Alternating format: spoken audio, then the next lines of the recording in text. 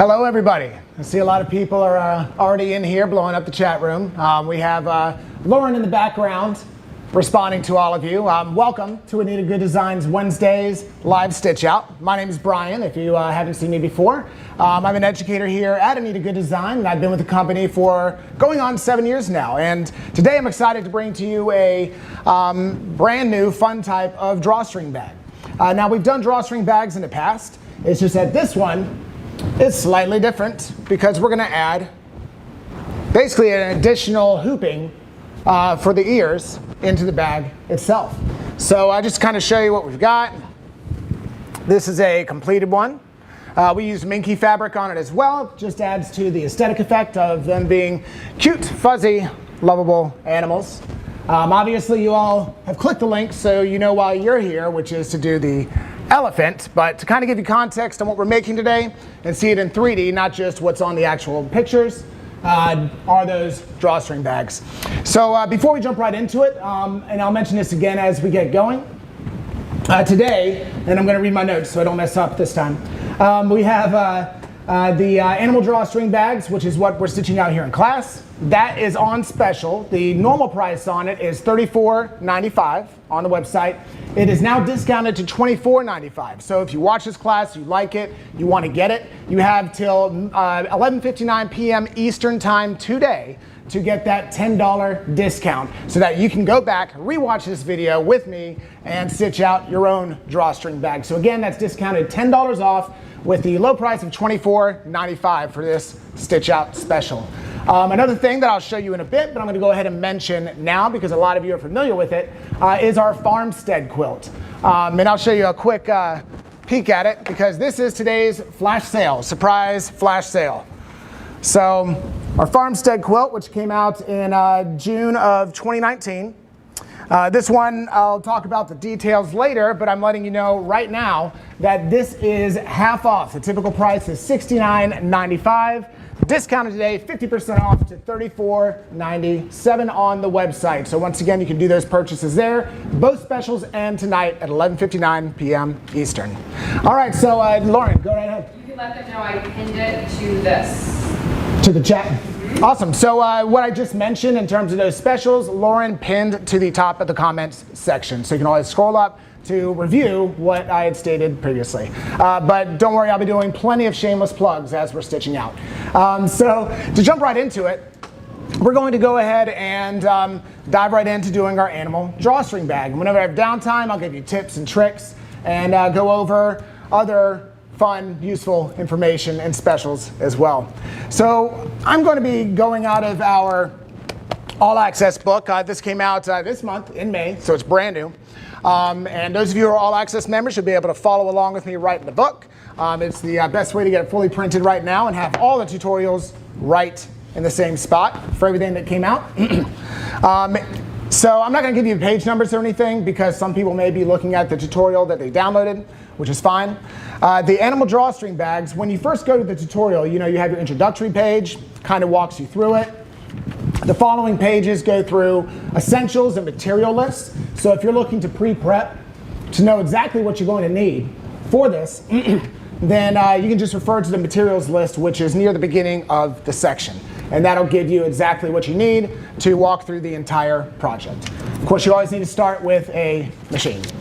After that, it goes into the anatomy of the design pages and really breaks down what to look for with the actual drawstring bag in its entirety.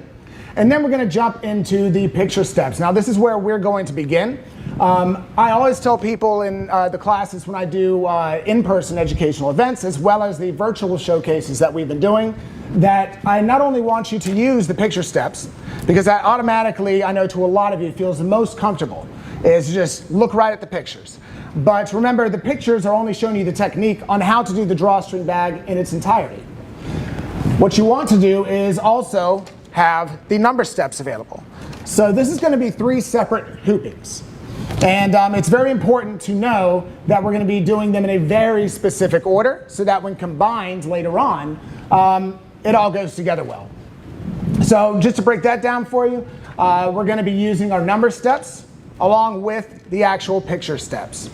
Note the first file we're going to be doing is for the back of the actual drawstring bag. there is only one file for the back, and I'll give that to you in just a moment, because before we even get started, now that I've gone over all that basic information, how about some prizes? Let's do it. Let's do it? Yeah. All right. So I'm going to give you a keyword to put into the actual chat. So when you type this keyword, they'll go through everybody who typed it and pick the winner here in just a few. The keyword is bag. B-A-G. We're going to get really creative today. So type in bag in the comments section. They'll be picking a winner here shortly. And this is for a $20 digital gift card to use online. So if you're one of these people watching and you would like to try this bag, this basically will... Hey, can it be used in tandem with the things on special? Yes. Huh? Well, Yes. okay, I just want to confirm before I misspeak again at another live event. I get crucified in the comments. So it's basically going to put that down to $4.95 if you win this gift card for the actual drawstring bag with today's special. So they'll let me know that in just a few. Right now, I'm going to go ahead, if you're following along with me, and pull up the back of the bag. Because remember, we have 3 separate files to complete the bag, and kind of show you on the finished, because it'll make a little more sense. We're going to be doing the back first. We're going to do the ears in another hooping. And then we're going to set all that to the side. And then the final hooping, we're going to do the face. Then we'll put the ears and the back down, tack it all together, flip it right side out, and we'll be ready to put our actual drawstring through. So again, 3 hoopings. Make sure that you have that broken up, and make sure you're loading the file ADSB back first. All the actual animal bags have the same back file, so there's only one. Okay, so before I move on with the directions, Lauren, do you have a winner? I do. Meredith Hare. Meredith Hare. If I mispronounced that name, it's because Lauren told me wrong, so you can blame her in the comments. But Meredith, you are the winner. Congratulations. They'll contact you, or you can just... Email. Oh yeah, just email us at marketing@anita-goodesign.com, as you see pinned to the actual video right there, and let us know that you won the $20 gift card. We are keeping track of names, so if everybody just emails and said I won a gift card, we'll know who won the gift card. All right, so I pulled up the back file. I've gone ahead and hit set, or whatever your machine is. I'm not going to get into technicalities of how the interface works on this machine, because I know that these files are made to go on any machine. So in terms of how to actually use your machine, you would then refer to your dealer to get a little more clarification if it's new to you. So let's see here. Let me go edit. So with this actual file, the hoop that I'm using, the one that we have pulled out, the file itself comes in one way for me on my machine, but it's not fitting in the hoop. So I'm going to have to rotate it 90 degrees to get it to fit. This is all going to be based on the hoop you're using, and based on when you're looking at the actual file and pull it up, we give you the sizes on here. So we're doing the A size is highlighted. Okay. So, so we're doing the A size on here, and I can see that that requires an 8-inch by 7.7-inch hoop. This one's barely within that range. So I'm going to go ahead and clip this. All right. So just so you know, when you see it stitch out, it is stitching out at a 90-degree angle from the way it looks in the book. It's just because I had to rotate it to fit in my hoop. You may or may not have to do the same. Okay. So now that we've done that, I'm going to go ahead and, before we do anything, look at my number steps. And I'm going to read with you the way I want you to do it at home. So my number step, the first one is for a placement stitch, then place base fabric. Now I can look over at my picture steps and say, okay, I need to place the base fabric, but what are my picture steps telling me? Because you see, the picture steps are lettered, they're not numbered. The number steps coordinate with the numbers on your machine. The picture steps will sometimes do that in terms of what your machine is doing, but it's also what you're doing by hand, because A is telling us to go ahead and we'll need to stitch the back of your bag first. To do this, hoop a piece of no-show mesh stabilizer, which you already have. That's the cutaway that we like to use. It's lightweight. And in order to do this, to hoop that stabilizer and then load the back file. So I've hooped my stabilizer, I've loaded the back file. Currently that's something I'm doing myself with my hands. The machines don't hoop the stabilizer for you yet. I'm sure in a few years we'll just hit print and a king size quote will come out, but we're not there yet. So I've done that. I'm going to look at B, and it's telling me run the first machine step, which is the placement stitch for the base, or bag's base fabric rather. I can look back at my number steps and see that's exactly what I should be doing because my machine says I'm on step 1. So I hope I'm not moving too fast for you if you're new to this, but you're using the picture steps with the number steps and looking at your machine and cycling through that until you really get the hang of how our designs work. Eventually you won't even need the picture steps. You'll just refer to the numbers. Okay, so we've decided to use Minky fabric on this. The design will work fine with any type of fabric that you like to use, woven fabric. But what's important to note is that as I run, let me go and change this thread out, actually. And I know a lot of you just watched me pull the thread through the top on the machine. Don't do that at home. You always want to cut it and pull it through the opposite direction. I tend to have habits that aren't actually tech-friendly that I do while on camera. Oops. So now, I'm going to basically use a thread that coordinates with the base fabric I'm putting down. That way none of the actual tacking stitches show. Everything's clean and good to go. So in this case, I'm using that gray Minky. I've got my gray thread ready to go. All right, and while this step is running, I'm going to go ahead and point out that this Minky fabric is directional fabric. So if you're using a plain fabric at home that's non-directional, the following steps aren't going to really make a difference to you. But when you're using fabric that is directional, such as the Minky, then we're going to be using our folded fabric method to basically start off, because we want to create the channel for the drawstring to feed through later on. So in order to create that folded fabric, which is our way of basically doing traditional paper piecing or hand piecing in the hoop, creating that same aesthetic effect, I'm going to be taking the fabric, now that the placement stitch is run, I'm going to refer to step C in the pictures. Take your base fabric and place it right side facing down, pulling the edge just past the top line as shown. Now as I'm doing this, I'm also not doing anything because I see I'm on step 2 out of 4 on my machine. I look down and I'm just confirming that tab marking stitch, then trim top edge of marking stitch, fold sides and tape. So I'll explain what this is as it's stitching, the tab marking stitch that is, but I'm just pulling it down just slightly past that for now. Just make sure it grabs. You can tape at home if you want to.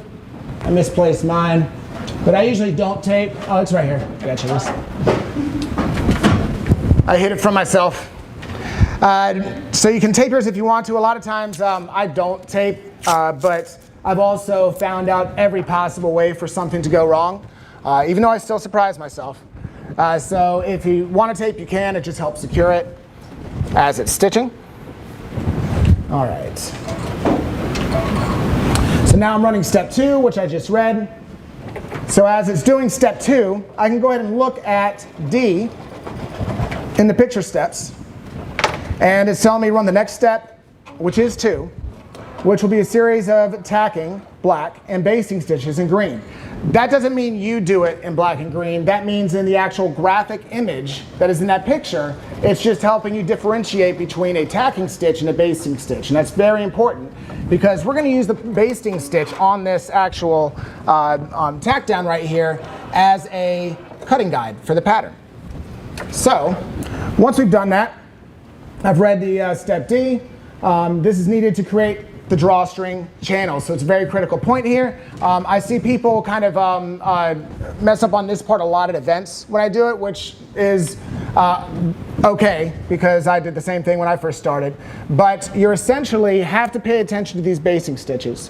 The horizontal 2 basting stitches at the top there are the ones that we're going to trim across. So before I do anything and get antsy, which was the case when I started, I'm going to go ahead and flip the page, look at E in the picture steps. using a pair of applique scissors, shears, whatever you want, go ahead and just trim inwards on the base fabric, cutting the material on the left and right, stopping at the corner of the basting stitch. So I'm only cutting along the horizontal line and stopping when it meets that vertical line. So we'll go ahead and trim here. Of course, the shears I got were dull, so we'll just switch to the applique scissors. So go ahead and trim. The snips are going to be the little wet snips. Oh, thank you. These will be fine. These little puppies never fail. All right, and the other side. Okay, now I've done that one little part. So now what's it telling me to do? Basically, as you're cutting this, by the way, the basting stitches that were kind of holding that down along the side here, you can either trim them or just pull them up, because we don't need those in there anymore. These are going to be folded in eventually. We're getting there, don't do it yet. But they're going to be folded in like this. That way the edges of our actual channel for the drawstring bag have a nice folded edge, not a raw edge that can fray over time. So we've gone ahead and we've cut those horizontal. Now I'm looking at F in the picture steps. It's telling me to use a seam ripper on the remaining basting green stitches. So now, how do we tell the difference between the basting stitch and the actual tack down stitch? Well, a basting stitch is going to be a longer length single ply stitch, whereas your tacking stitch is going to be a shorter length double ply stitch. So if you actually look at the remaining vertical line of stitching right here, I can see the first little bit on the bottom is a short, denser stitching. That's my tacking, and then it changes to a longer single ply. That's my basting stitch. So in the graphic, it's telling me to remove the rest of the basting stitches. So do not cut the tacking stitch. So we'll go ahead and pop those out with the old seam ripper. Careful not to cut your fabric here. Also something I've done in the past. And once we get that pulled up, you notice how I haven't really referred back to my number steps yet? It's because the actual pictures haven't even prompted me to it. So I know that right now I'm doing picture after picture that's me doing stuff by hand, cutting, trimming, folding, taping, etc. So now we've removed those basting stitches. I can go down to G in the picture steps. You should have 2 tabs, one on each side of the bag rather. So we're going to go ahead and fold those inwards and use a piece of embroidery tape to secure them. Now, if I did not remove these basting stitches right here, when we go to fold this down later, the folded edge is going to be much higher than where it's required, which means that the actual, I guess, registration of your pattern is going to be thrown off. I don't know if registration is the right word, but I like it. It works. We're using it.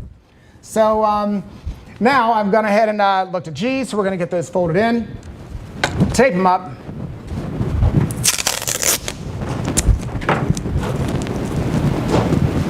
And when it comes to actually taping this,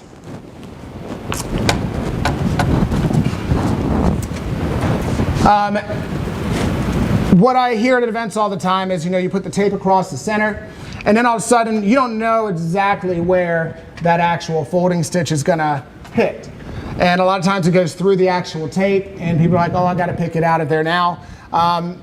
It's not a big deal. I'm using embroidery tape, so it holds the fabric really well, but it comes out just fine. And not to mention, whatever's remaining in here, little tiny bits, are going to be inside the channel later on. So if you're like me, you don't care. I know some of you, it'll drive you nuts. So you can either try to strategically place that tape, you spray adhesive for the tabs instead, which I don't recommend because the drawstring will get caught, or whatever you like to avoid that. So step H is what we're getting into now. So I'm going to put my hoop back in and get the minky caught underneath the presser foot. Flawless. So now I'm going to go ahead and see the H is prompting me to run the folding stitch. It's now telling me that I'm going to be using a machine step again. So before I do anything, I'm not just going to hit go. I want to make sure my number steps aren't giving me any other information I need to know. So we know we're on step 3 because I can see it on my machine out of 4. folding stitch, then fold fabric down. So we'll go ahead, got it all locked. Run this bad boy. The reason that I kind of like it to run over the tape a little bit, and I want to make sure, okay, good. The reason I like it to run over the tape a little bit is because I'm using Minky, meaning it's sitting much higher, meaning my presser foot now has room to get caught, which it didn't, underneath the actual fabric. And I'll kind of show you what I mean, because this can happen to you. It's happened to me numerous times, and I've witnessed it happen to hundreds over the years across the country. You can also show the hold button for the slow stitch. I'd love to see that. You know how to do that? I forget. I have no slow button. So we have So anyway, Lauren was mentioning you can press the hold button to kind of slow the stitching down, which definitely helps because these two folded tabs here, it's doing a folding stitch across them. It's lofted up. My presser foot can actually go underneath this fabric, sew the fabric to the presser foot, and pull the whole design out of the hoop. So that's why I like it to kind of run across the tape a little bit. If not, like Lauren in the background, her suggestion was using the hold button, which is a function on some of your machines, which can actually slow the stitching so you can actually keep an eyeball on it. What I always recommend doing is keeping your thumb guarding the actual stop button on your machine as it's doing this folding stitch, just in case it starts to grab. You have time to stop it, fix it, back it up a little bit, and continue. All right, so let's see. Now we're on step 4. So where are we at here? Oh, yeah. So now I'll go ahead and move all this tape. I am not going to get particular about removing that because you just don't want to sit here and watch me remove pieces of tape for the next 5 minutes. So I'm going to go ahead and just leave that in the channel. Again, it's not a big deal to me because it's really not going to hurt anything going down the road. And you'll notice that the next step, are we here? Step I in the actual picture steps is saying since the Minky material will create bulk, once it's folded over, you're adding layer after layer after layer when you're folding. So at this point, when we fold this over, we have 3 layers of Minky. You can really bulk up there. So what it's recommending you do is that below, see the 2 notches out here? Anything below, basically, this folding line, we want to cut and leave no more than a 1/2 inch. So like it says here, since the Minky material will create bulk, we will remove any excess fabric that is more than a 1/2 inch below the folding line. So I've got my folding line right here, and you can eyeball a 1/2 inch. It's really not like that critical. 1/4 inch is fine too. But we're going to go ahead and cut that down.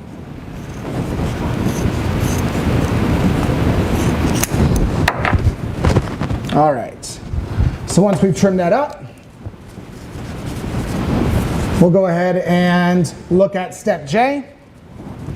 J is saying fold the fabric down over the folding stitch so that the right side of the fabric is now facing up.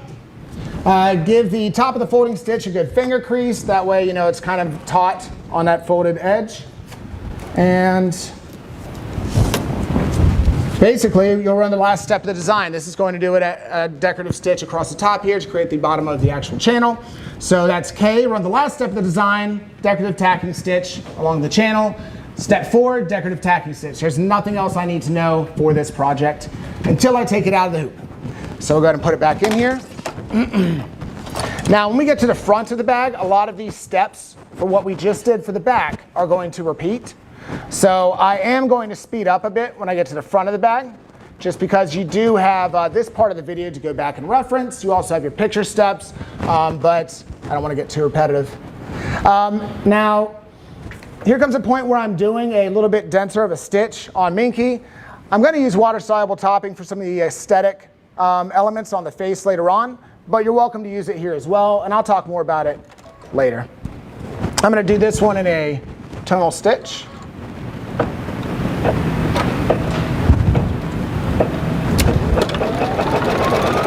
All right.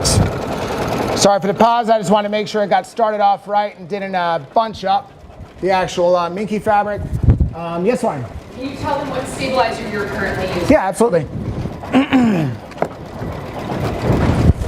So the stabilizer we're currently using is a cutaway called no-show mesh.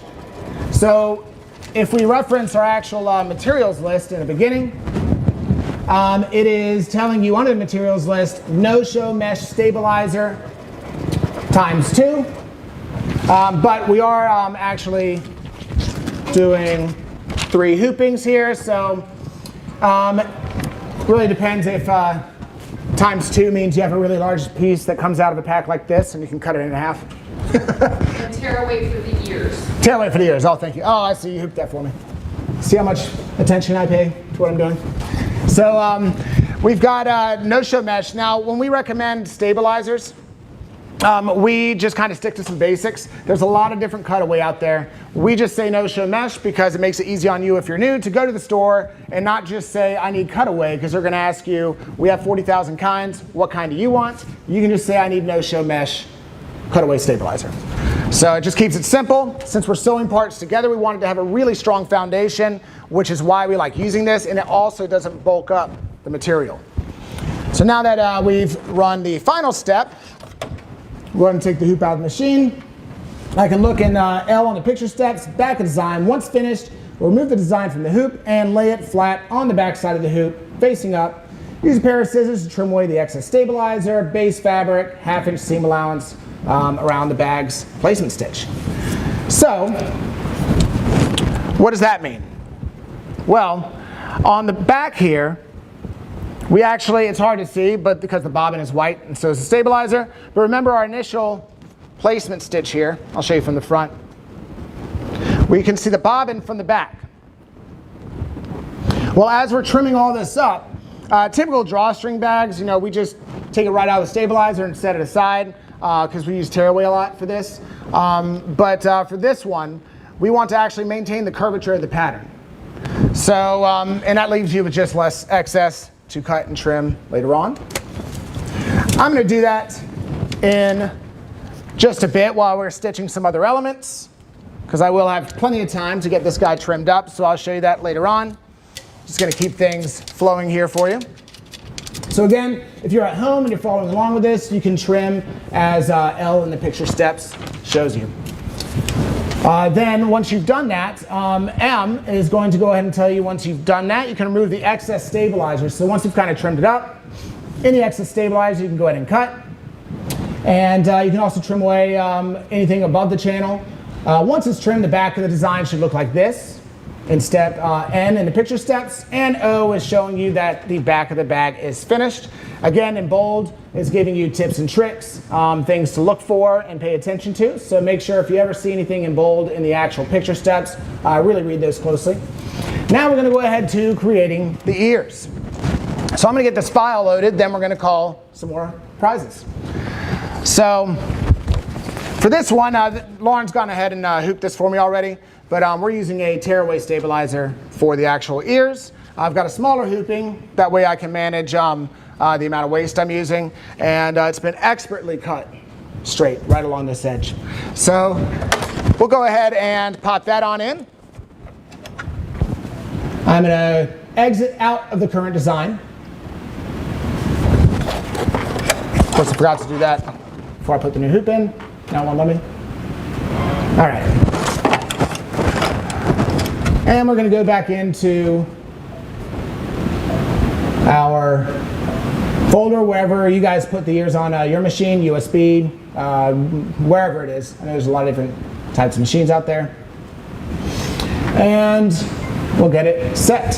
So next, I've loaded the actual ears. Part 2 is creating the ears. That is a part of the picture steps we're in right now. So I followed step A, which is hoop a piece of tearaway, and then load the actual file. What does that mean? Well, I know I'm doing the elephant, so I'm going to go to the number steps where there's the picture of the elephant ears and the actual elephant, basically the last hooping that combines all of them and does the face of it. So with this, I can see that I've already done size A with the back of the bag. I want to keep that letter size consistent when I'm bringing in the next two files. So I'm going to use size A for the ears because I use size A for the back. And I'm going to load the actual file name that's in bold right above those. Once I've loaded that and brought it in, we'll go ahead and hop on these picture steps and number steps here in just a moment because it's time for an additional prize. So this time we're going to use the keyword elephant. Elephant, no S's or Z's or F's. Elephant.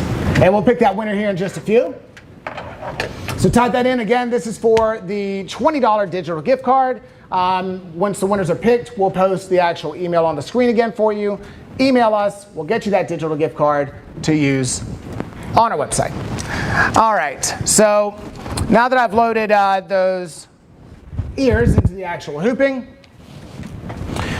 coming into the picture steps, we've already read A, which told us to basically set ourselves up. We've got our stabilizer hoops. We've got the file loaded. Now, in B, it's telling me to run the first machine step, which is a placement stitch, indicating where I'm going to put my first piece of applique. So with that, now I've got a large piece of fabric for the ears. However, I'm doing these ears individually. So I want to kind of have this cut up a bit. Now, in terms of the size that you will need to kind of cut out of this for your ears, I was about to do it, but I kind of know the size. However, if you're new to this and haven't done this type of project before, to really gauge the size, the best way to do it is to utilize our placement stitches. That's half of the reason they're there for. The other half is to take out the guesswork of where it goes in the actual hoop. So before I run, what am I doing? Checking my number steps. So we have placement stitch, then place, outer right ear applique. All right, so go ahead and get that running. Now, when it says outer ear, in the picture that you're seeing of the actual elephant ear, that's going to be the gray, the outside and then the inside, just in case there's any confusion in our verbiage of how we brought that up. So now, this can be done a couple different ways. See here, I can just kind of eyeball it and hold it over the placement stitch. And now, okay, I kind of need that. If you're more precise, you'll want to take your actual ruler, hold it over, cut out only what you need. Just keep in mind that on this straight edge that we have, that is where we're going to need an allowance, which will be later on in the steps. But you want to make sure you have at least a 1/4 inch, 1/2 inch past this straight edge. So let's see if I can get these shears to cut here. We'll get this guy prepped.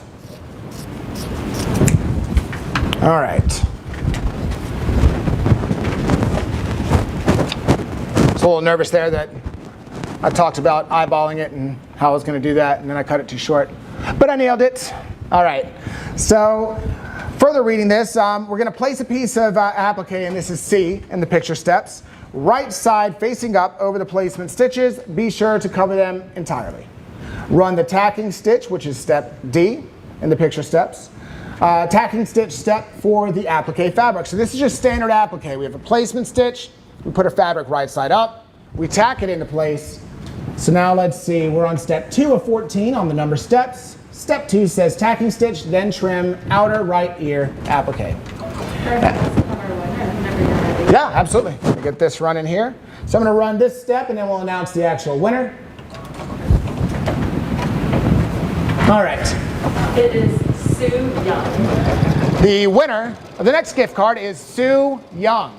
Sue Young, congratulations. We'll get that email posted back up for you, but it's marketing@anita-goodesign.com.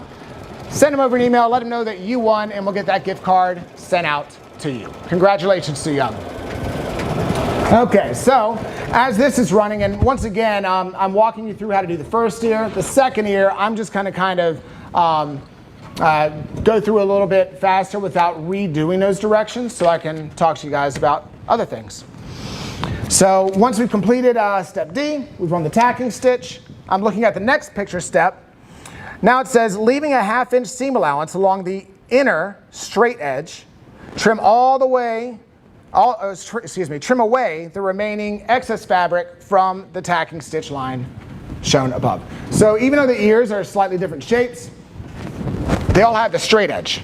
And then, the curve for the ear based on the type of animal it is. So we're going to go ahead and take this out.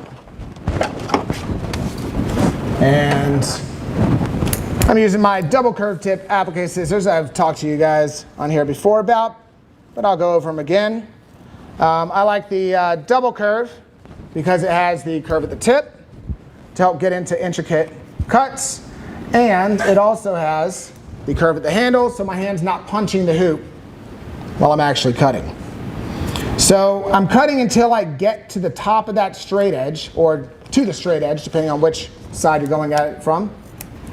And I'm also cutting this minky as close to the tack down stitch as possible. And I'll show you what it looks like once I've trimmed mine. And the curve tip really helps get in there. All right. If you have some fuzzy straggling around, that's all right for right now. But essentially, did all the way around the curve. There's almost nothing sticking out past the tack down stitch. It is minky, so you're gonna have some fraying, and that's quite all right. All the way back around until I reached the other part of the straight edge. And then I left my allowance, as it mentions in E in the picture steps. As of right now, I know that's probably closer to 3/4 of an inch. We can get that trimmed up here closer to a 1/2 inch as I read F.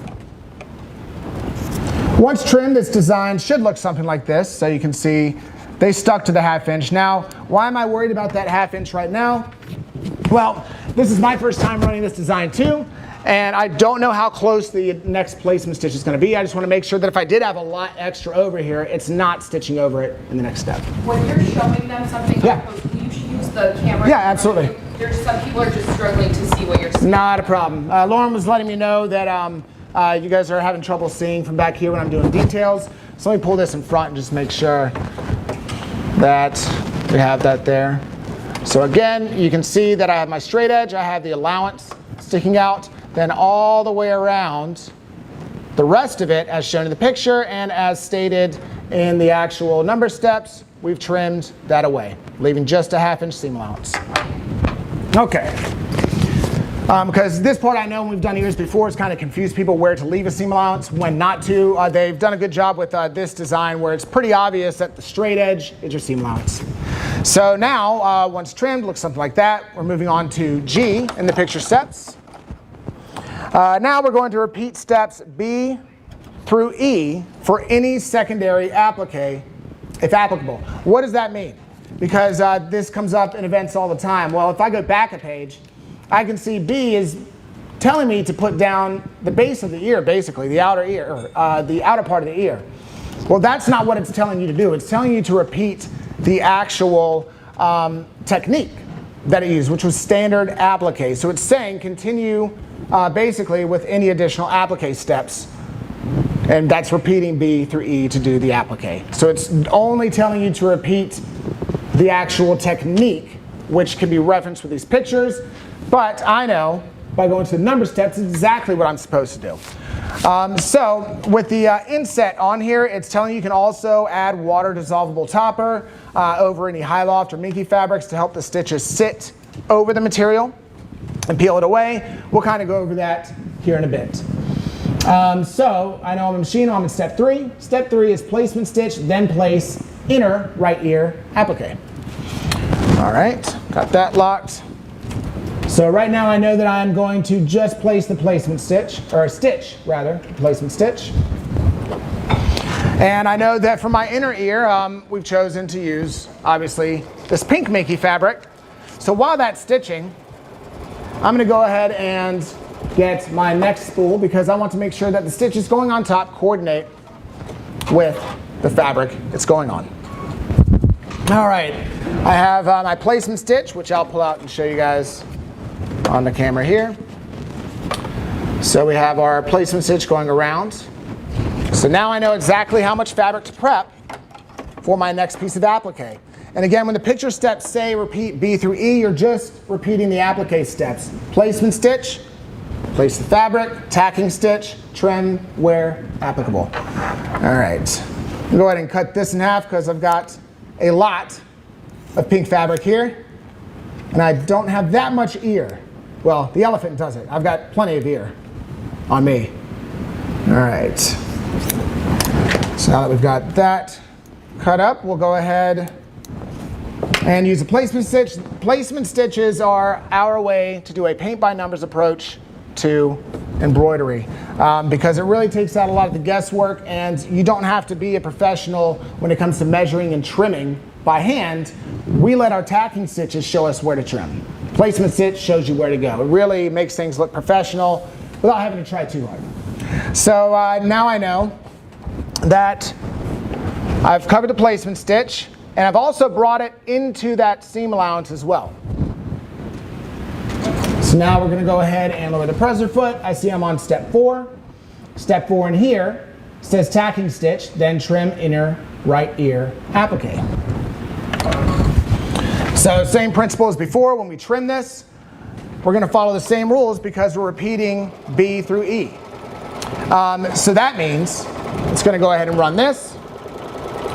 When I trim it, and remember E was telling us where to trim, that same rule applies for the inner ear on here as well. All right, so I'm going to trim this up. Lauren, while I'm trimming this up, do I have any questions and stuff? Just about like your hoop size for the ears, you changed what hoop size? Yeah, absolutely. So that's a good question. The hoop size I'm using should essentially is kind of, and I don't mean to sound like it's blowing off the question, but it is a little irrelevant what I'm using to what you guys would use. And let me show you what you need to look for. It's not what I'm using, but it's what you need based on, here, I'll show you in the camera here. Let me grab my trusty pointer. Let's see if I got it lined up. It's what you need based on the actual file name. So we loaded this file. We did the A size because the back of the bag that we did was the A size. This tells me the hoop size right here I need. So if you're in metric, you can just do a conversion, on Google, whatever, inches to millimeters. But either way, this is the range I need my hoop to be. So you can bring it as tight and as close to that as you want to conserve on stabilizer. But that's what I mean where, I don't know, this looks like a 5x7 that we're using, 6x10. I was way off. So 6x10 on here. But again, you're just using a hoop size based on the file that you loaded. So you always want to kind of look there. All right. So we'll pop this guy out. So again, I'm wondering where to trim. I go back to E in the pictures because that told me exactly what to do. When you're doing this, make sure that you don't cut through the outer ear below it. Okay. In the actual comments below while I'm trimming, why don't, if you've been doing this a while, type your favorite type of scissors to use when trimming appliques. I know a lot of people love the comments section at these events because you're not only getting education from us, but you're also getting a lot of tips and tricks from your fellow quilters and embroiderers as well. All right, and then I'm going to make the seam allowance a 1/2 inch. So once again, get rid of all that fluff.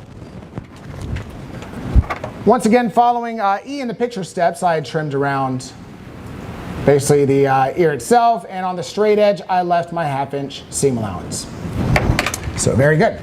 So now I'm going to be doing some satin stitching on top of here, and I know that when I'm doing a dent stitch like a satin stitch, I want it to sit up nice and pretty on top of this fabric, which is very lofted. So what I would like to do is use, oh, it's all one piece, the biggest piece of water-soluble topping we can find. So I'm going to trim this up to just basically cover the inner ear. And as I'm professionally cutting that, I'm not even really going to tape it down, but I certainly implore you to if you're new to this, just in case you're unfamiliar with the machine. But what this does, this topping, prevents the stitching from sinking down into the minky, whereas you have an aesthetic stitch such as a satin stitch. You want it to sit up nice and proud and look really bold going around the edges of that minky fabric. This topping is going to keep it from sinking into that pile or that loft and actually look really nice. Yes, Lauren? If they don't like using minky or don't have minky, they have to use it. Nope. Not at all. So Lauren was referring a question. If you don't have minky or don't like it, you absolutely do not have to use it with this project. You can use flannels, you can use 60/40 cotton, regular cotton, totally up to you. It's digitized for any of that. We just like using the minky because it looks like animal fur. It's going on an animal. So we decided to combine the two, but totally up to you. Especially if you plan on this getting really dirty and washing it over and over. All right, so before I hit go here, I'm looking at H. So we've completed the actual applique steps. Complete any decorative embroidery or satin stitch finishes using the number steps. So I'm on 5 of 14. The file for the ears that we loaded is giving me a number. That number coordinates with the actual thread that we're using for this. Currently it says 151. That's a Floriani number. So we're using the pink that I've put in here, 151. And then it is telling me inner right ear satin stitch, then place back fabric on back of hoop. So it combined 2 steps there, and you might forget that you read that second part. We'll go ahead and get this running. But it's always very important that when you're new to this, whenever a habit that I had to force on myself when I started was to not just read the actual step and then when it's done go on to the next step. But before I go to the next step, I would reread the previous step. Because sometimes a step can be broken up into run the stitch, then do something before the next machine step. And you may have a long embroidery run. You may forget that that was supposed to happen. So I always had to train myself when I started because I tend to be a bull in a china shop a lot of times with things I do and just tend to run through things. I had to stop, pause, go back, reread that step. And when I tell people this at events, I notice a marked improvement in lack of mistakes in terms of that. All right, so it's stitching the satin stitch now. Now, why are we using a water-soluble topping? And some of you may be new to the toppings. I kind of explained what that was. We also have references under our customer center that explains toppings, etc. We like water soluble as opposed to the actual heat away. Personally, this is our preference, just because we oftentimes don't even have to wash it to get it out. It literally just tears all the way out. So unless I have a lot of really intricate embroidery, water soluble is always going to be my preference. The heat away just is a little harder for me to get out of stitching. And that's again just my experience, my personal preference. You all may have different preferences or experiences or something completely different. Okay, so now my number step tells me I'm on 6. I'm not going to do anything yet because I need to remove this topping. So to kind of show you what it does, that water soluble topping comes right out. There may be a few little spots that you have to actually go back in and clean up, but overall that satin stitch is sitting up much nicer than it would have if we didn't use that topping. Okay. Get that guy rehooped, but not. Either way, we're going to go on to I, which is now telling you back of the hoop. So we're going to take this out, flip it over. As you can see in the actual picture here, we're looking at the back of the hoop. This is going to be double-sided in the end, so we need the ears to be finished on both ends. Anything freestanding we do is going to be finished basically on both ends. So I can use the other piece of fabric that I haven't used yet. When we cover it on the back, we're going to go ahead and trim this down just a little bit more. Word to the wise, try to keep your fabric on the back here tighter to the actual placement stitch than you would have on the front. The more excess fabric you have on the back of the hoop that's not needed, the more of a chance it has to actually grab as it's stitching and pull. So I always try to kind of minimize it as much as I can. So back of the hoop, and once decorative stitches are completed, go ahead and remove the hoop, flip it over the back side so the bottom's facing you.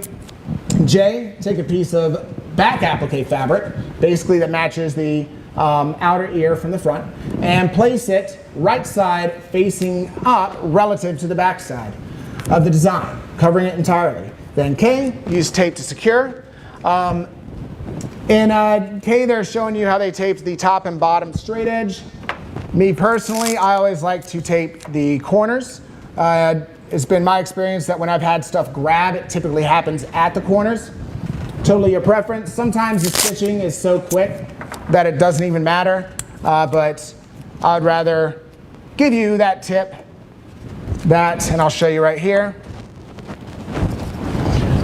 Can I kind of, I don't know if it's, yeah, all right. Well, it's done on all four corners, but as you can see, I've taped the corner, and I've gone through and pressed the tape completely flat for all of them. That way the tape isn't loose so it can grab, nor are the four corners. So we'll go ahead and gently slide this back in. Again, you don't want to catch the bottom fabric on anything as you're putting the hoop back on either. We'll lock that in place. So Kay was telling us to make sure that it looks like this. Return it to the machine, right side up. And then L, run the tacking stitch for the back fabric. Remove the hoop from the machine and remove any tape. So before I do that, I'm going to look at my machine on step 6. So step 6 is tacking stitch, then trim back fabric. Now remember, if you just read that, go back and reread the previous step, which we just did, and then move on to 6 to make sure we didn't miss anything. So, tacking stitch, then trim back fabric. Now this is going to tack from the front, the outer edge of the ears together. So you can be a stickler about it if you want. This pink will be contrasting with the stitching that goes on at the end. And I don't want it to peek through any of that stitching. So I'm going to switch back to my gray thread that I used initially. So we get it all through there. All right. And this is also one of those projects where, if you're stitching on the fabric, just try to coordinate the thread with it. And you can also wind your bobbins to match for areas that'll matter, which we haven't quite gotten to yet. Go ahead and run this tacking stitch. And then again, after the tacking stitch, step 6 rather tells me to then trim the back fabric.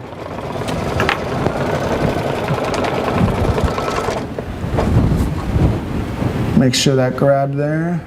All right. There we are. Okay, so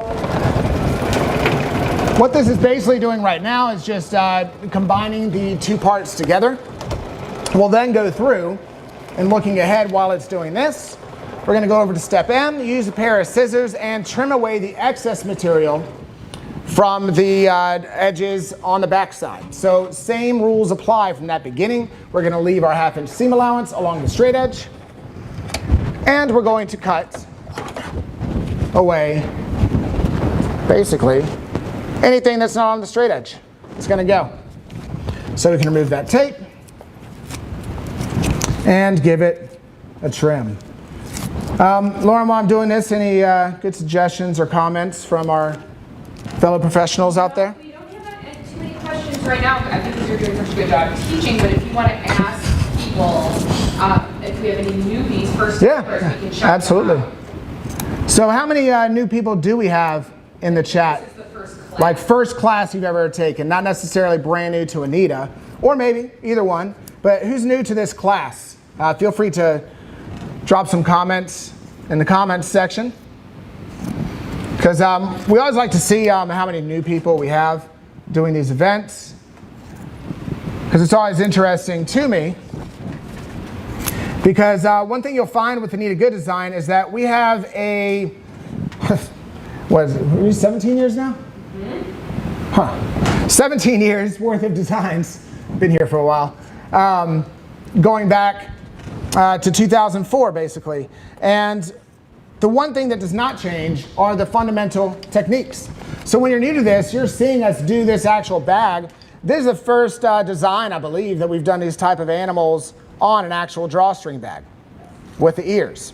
However, I haven't even stitched this out, but I understand the fundamental techniques because we don't have super secret training as educators. We literally use the same exact educational curriculum you receive in the tutorials to learn how to do everything.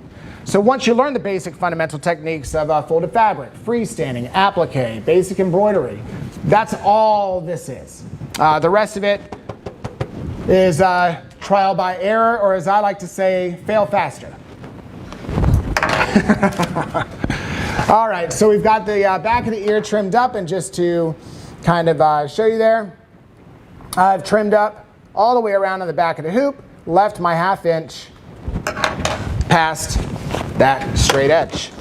Okay, so we're going to pop this guy back in.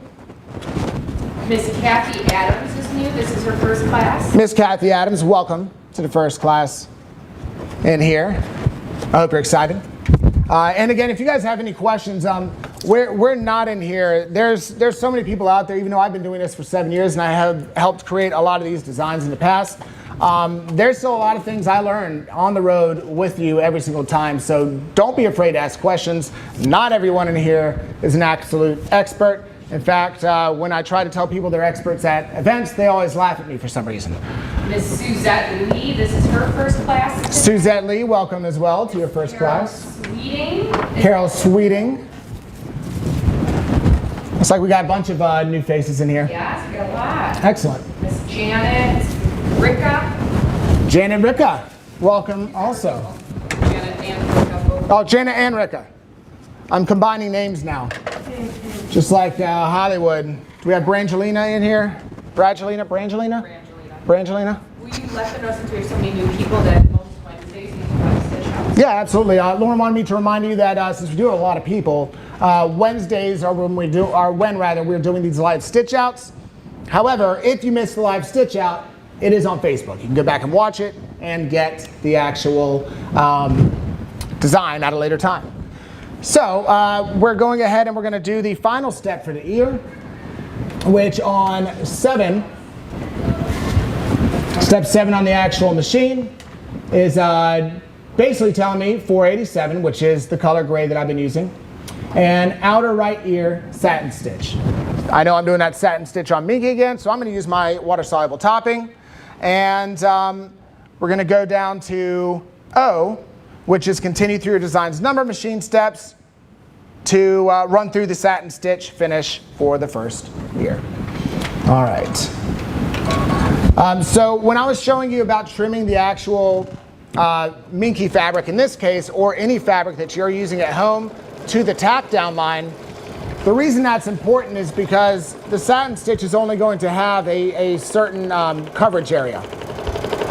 Any fabric that's sticking out past that just aesthetically doesn't look pleasing. So we always like to trim as close to the tack down as possible to prevent any excess fabric sticking out through those satin stitches. All right. Are we on? Yeah, okay, so we're on both cameras right now. As it's coming through, you notice how it did 2 stitches that are perpendicular to the actual satin stitch that'll be coming down. And it's doing a bunch of basically zigzag stitching. This is underlay stitching. It's part of the digitizing, and it not only really helps the embroidery sit up on any type of fabric, it is also crucial to helping keep the stability of the type of stitch down the road. It holds it all together. So whenever you see stitching like you're either seeing on your machine or can kind of see maybe on the actual screen here, that's just an underlay stitch. Then it goes back once it's done with that and does the actual satin stitch on top. All right, so while it's doing that guy, as I mentioned at the beginning of the video, some of you may not have been in the stream yet, just to retouch on it, because Lauren did pin this information to the top of the comments section. Today's animal drawstring bag, brought to you by Anita Goodesign and made by Anita Goodesign, is basically $10 off at $24.95. Typically it's $34.95, which is the full price for that. So you can get it today until 11:59 p.m. Eastern time for that $10 off for the project we're doing. So you can go back and rewatch this video with the actual project that you've made. Also, the flash sale, which again ends tonight at 11:59 p.m. Eastern time. Surprise, is for the farmstead quilt, as I mentioned at the beginning of the video. This is half off, typically $69.95, now $34.97, again through the end of today. Farmstead quilt was extremely popular when it came out, rightly so. Farm scenes are always popular with Anita Goodesign, but it creates a homespun look using blanket stitch applique throughout the actual design on any of the actual types of appliques going down. So you notice here we have that satin stitch applique. There's lots of different ways to actually finish your applique. This one uses a homespun look with a series of running stitches, kind of it looks like a bunch of E's going around the edge. That gives it more of a traditional style to it, which we thought really lent itself to the traditional style of artwork that was created for this quilt. Even the sashing, corner blocks, etc. are all embroidered and included in this design. So to kind of give you a better look here, as it's finishing up. This isn't the only blocks in it, but it's the combination they handed me. So it's a lot of beautiful designs. I've seen people stitch this out over the past 2 years, and I look forward to seeing what you do with it. So feel free to take advantage of that on the website. Again, 50% off through the end of the day. That is your flash sale. And again, that's Farmstead Quilt. Lauren has pinned the information I'm talking about to the top of the comments. All right, looks like we're done with our satin stitch here.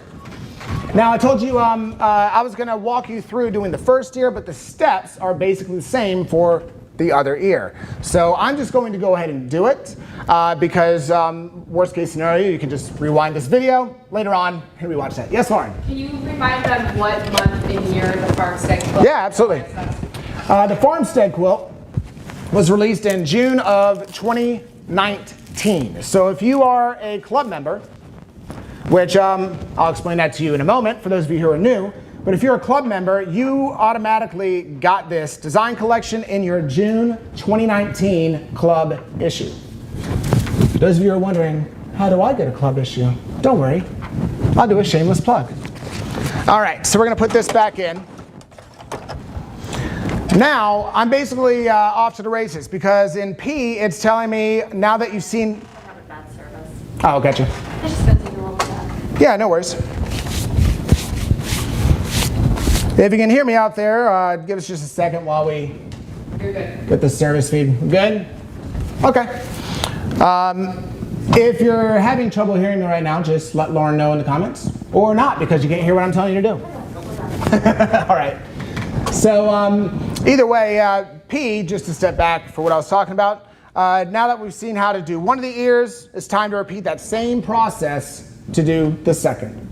So again, that's why I'm not really going to go through that whole process again. I'm just going to go ahead and do it so I can chat you up and give away some other prizes, if that'll be all right with you. It's never been a problem in the past. All right, so first I'm just going to go ahead and cut this fabric in half and then get on to it. Oh, you know what? Hey, Lauren. I might need another piece of gray minky for the front of the actual, or did I leave enough here? That's the back. That's the back, yeah. So what I did was I took this lovely piece of minky that Lauren had prepped for me for the face of the bag and started cutting it in half. What not to do at home. This is what I mean by fail faster. So anyway, I'm cutting this in half now to use for my other ear. Okay. So I'm just going to get this going. Again, I'm just going to go on my own here. I'm following through steps 8 through 14 for the rest of the actual ear, which is basically doing the first set of steps all over. Okay.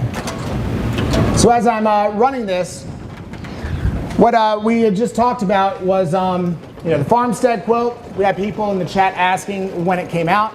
You might be wondering why they're asking that.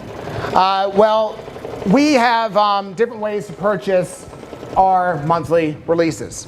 Of course, you can go on the website and get them individually if you like. But we find that a lot of people, this is their passion and their hobby, and they really like doing everything Anita, or at least having the ability to when they want to. So in order to facilitate that, we've created a club program where you sign up for our All Access Club membership, and you basically get every single thing we create as a retail product every single month at a minimum of 80% off. It is as good as it sounds. There is no catch, and I tell no lies. At least, not yet.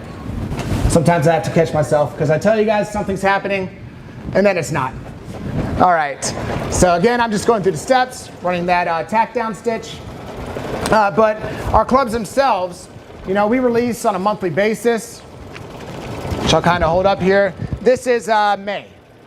So on May, we had all of these individual releases come out, which is on the back there. Those are the individual pack covers.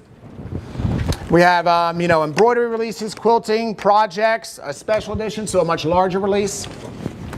So instead of actually getting all of those individually and buying them individually, or even buying them half off on special, you're still not going to save as much as you would by joining our club program.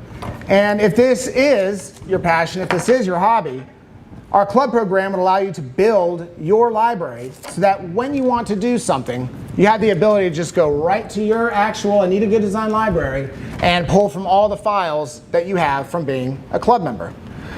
So what I always like to relate it to is my passion and my hobby is woodworking, doing things with tools, creating stuff in you know, the shop here at work or my garage at home. And at home I have a garage full of tools, which is my library. Now, have I used all those tools? No. Do I hear about it? Yeah. But the point is that when I want to do something, I actually have the tools at my disposal. So when there's a moment of inspiration, a request from a friend, or basically anything that comes up, I have the actual tools right there at my disposal. That's my library.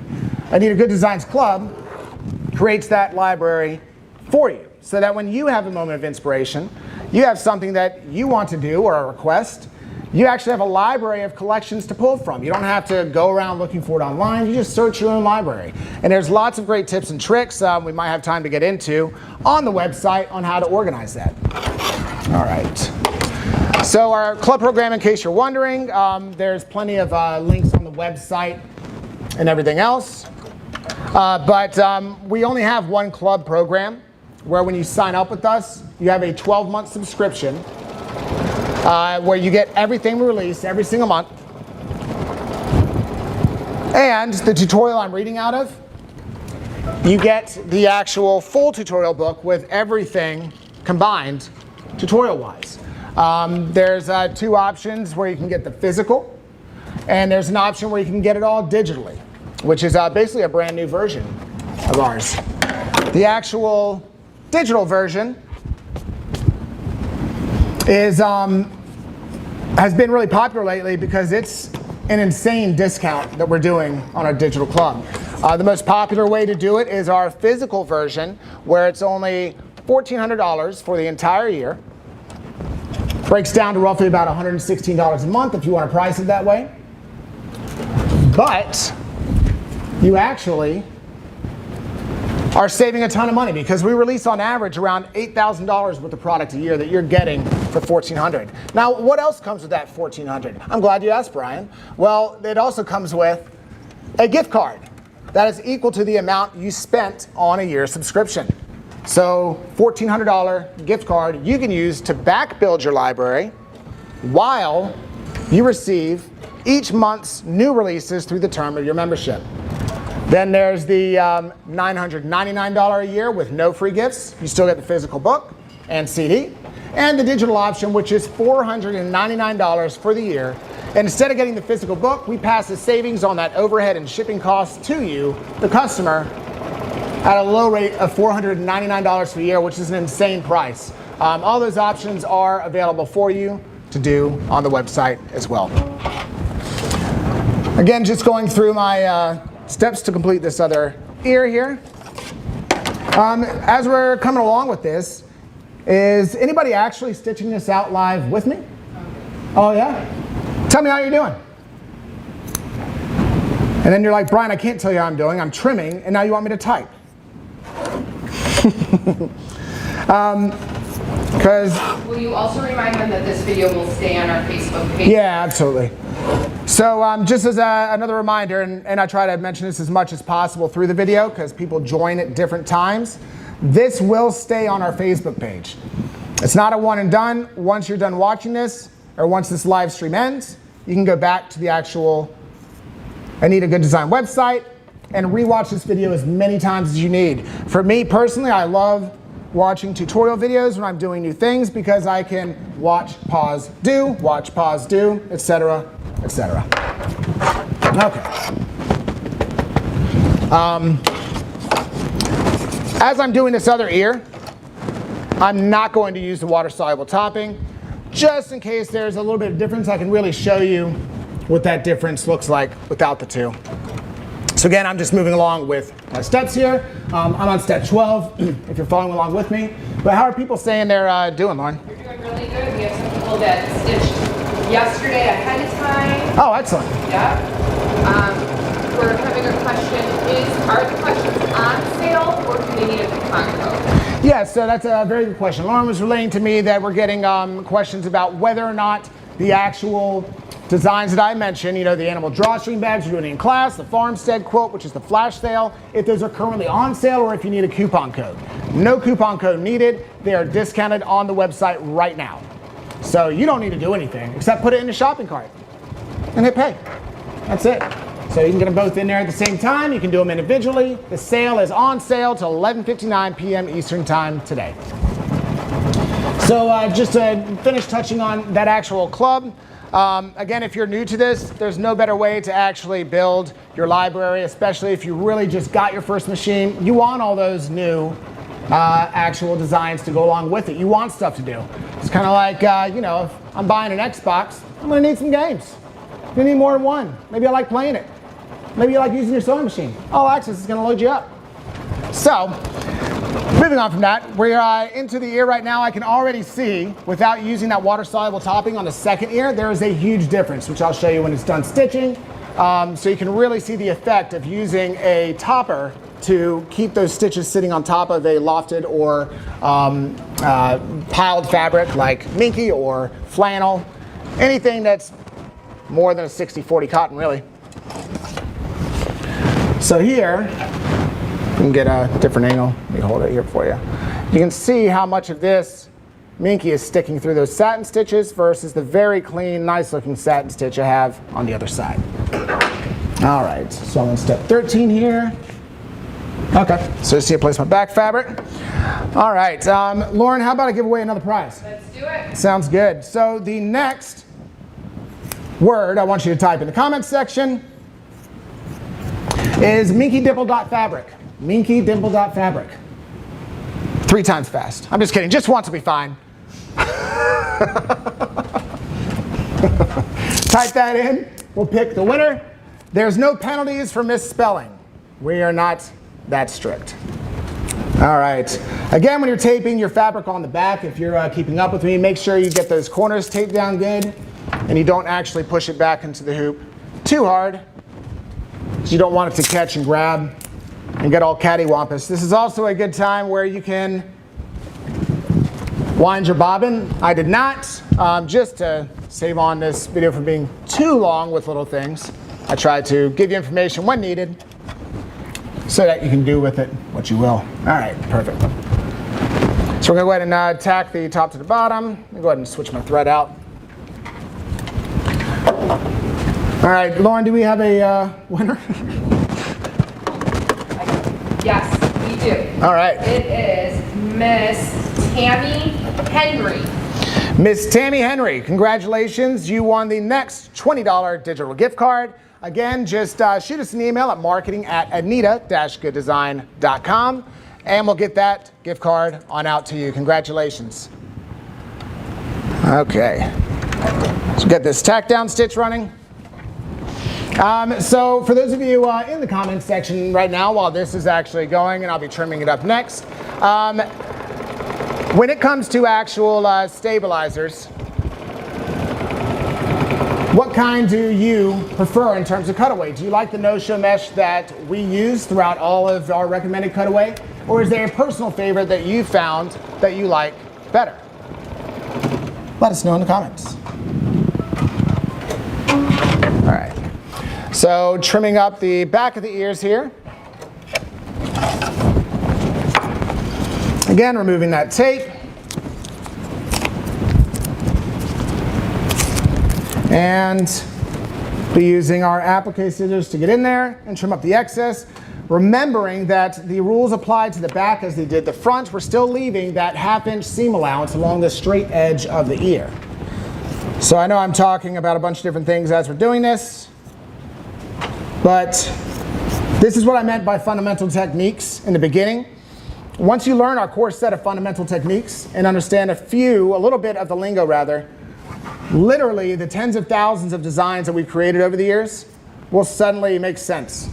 Suddenly you'll start looking at them and you'll be like, I don't need the picture steps anymore. I can just use the number steps because I know exactly what they're talking about. It only took me a few weeks of running the machines on the creative floor when I first started to really get the hang of it. So I've got full confidence in all of you. All right, so we got that trimmed up. I'm on step 14, which is the outer ear satin stitch. All right, again, not going to use that topping on this, but this is also where you want to wind the bobbin because the back is going to show. Rules when winding the bobbin. Anytime you can see the back of the stitching on a freestanding object, you want to wind the bobbin to match. If you don't wind the bobbin, you can do what I do. Get a magic marker that matches and just color it in. Either one is perfectly fine. We got anything in the comments section? Lots of no-show mesh fans. They're really enjoying their projects with the no-show mesh. Excellent. Yeah, she's saying there's lots of no-show mesh fans. That's literally been the most popular thing at our events. We have people who use a lot of different weights and kinds of cutaway, but we really just stick with that one kind. It works out well for our quilting, for our patterns that we sew together, anything of the like. Van Lambert is getting ready to start Noah's Ark. Van Lambert, you're getting ready to start the Noah's Ark tile scene? I'm assuming is the one we're talking about? Yeah. Excellent. So some things to know with the tile scene. Van, if you're able to respond, have you ever stitched together a tile scene before? So once you're complete with the blocks and you're finishing it, you may have done a regular quilt, but have you ever stitched together one of our tile scenes? Because there's an important tip I'm going to give to everybody regardless. I was just asking. But when we stitch our quilt blocks together, and if you're not familiar, we do our quilt blocks in the hoop, one by one. And use a lot of techniques I'm not going to go into that are very simple. But to save on time, essentially, we stitch out our blocks, and then when we're ready to sew them together, we put right sides together, and from one corner to the next, we use our walking or J-foot and do a straight stitch to combine them. If we were to do that with the tile scene, well, tile scenes are very stitch intensive. So we may have a lot of differential when it comes to the drawing in between one block to the next. One block may actually be 1/4 inch larger than the block you're attaching it to because of stitch density. So if you just sew from one corner to the next, you're hoping and praying that everything is going to line up when it crosses those seams. Instead, what you want to do is you put right sides together, pull up the edge, and find the elements that actually cross the seam. You'll find one element, pin it, take it to the machine, and base stitch that one single element together. And I say base stitch because if you open it up and don't like it, a base stitch comes right out. If you're satisfied with it, you close it back up, peek, find the next element, pin it, base stitch that, so on and so forth. That way, you're lining up the actual elements that need to match when they cross the actual ditch or seam. And once you're done with that, it's all lined up beautifully. You then take it back over and do a straight stitch across, combining the two blocks. If it's a size differential, you can steam press, sew, and work the fabric to meet that other corner on the way down. So just a tip on the tile scenes, but I can't wait to see what you do with yours. Please post it to social media, tag us in it, send us the pictures of your finished Noah's Ark. We look forward to seeing that. All right, so we're pretty much wrapping up the actual ears here. Lauren, thank you for running and grabbing me more minky fabric after I butchered your well-prepped minky for me. Sorry. Oh, that's all right. Let's see what happens here. Dun, dun, dun. This will work. Thank you. Okay. So, I finished my ears.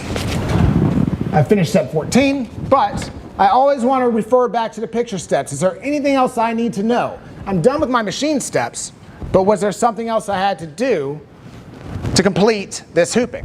So we finished P in the actual picture steps. Q is telling us when it's done, we'll unhoop it and gently tear away the excess stabilizer. There's several ways you can go about it. If you have a really taut hooping of your stabilizer, you can just punch them right through. It says careful just because we don't quite know what weight you're going to be using at home, but we recommend a medium weight tearaway is perfectly fine. That's what we use on basically everything that we do. If it's very stitch intensive, we'll double it up. But medium weight is perfectly fine for the tearaway. Some objects are more delicate than others, so we just basically give you best practice, which is to gently tear it away. But sometimes I'm a bit of a maniac, and I like to just punch them through the hoop. So whatever suits your fancy. Okay. So we've removed both of the ears. I look at R, and it says set the freestanding ears to the side and continue on to the final set of instructions for how to complete the animal bag. So remember I told you this was 3 hoopings. Just to recap, we started with the back of our bag. Same file for every single animal in the animal bag collection. There's only one back file. They all match and line up. After that, we've done our ears. We have those set to the side. And we're going to get our hoop and rehoop our next piece of no-show mesh. I'm glad you guys can't really see what's happening on the table on the other side of this machine because it's a disaster. All right. Now, when you're hooping anything, you always want to make sure that the